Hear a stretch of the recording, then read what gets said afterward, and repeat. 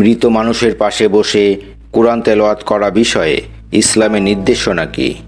আপনাদের উত্তর দেওয়ার আগে আপনাদের কাছে আমার প্রশ্ন হলো, মৃত মানুষের পাশে কোরআন পড়ার কোনো সুবিধা আছে কি না? বিষয়টা কি এমন যে আজীবন কোরআন শুনতে পাইনি, অনেক ব্যস্ত ছিল দুনিয়ায়, এখন মরার পর অখণ্ড অবসর, তাই আমি কোরআন পড়ছি আপনার পাশে, আপনি মরে গিয়ে শুনছেন?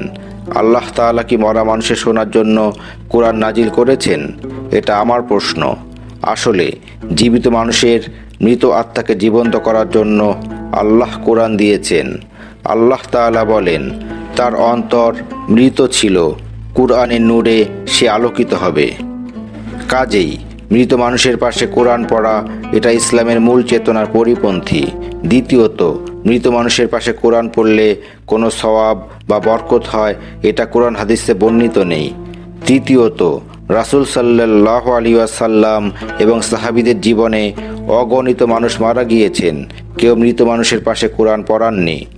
তবে মৃত পথযাত্রী এখনও জীবিত আছেন, মৃত্যুবরণ করবেন এমন মানুষের কাছে সূরা ইয়াসিন পড়ার কথা একটা হাদিসে এসেছে।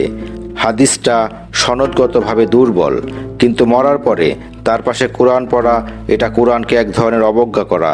এটা থেকে আমাদের বিরত থাকা উচিত।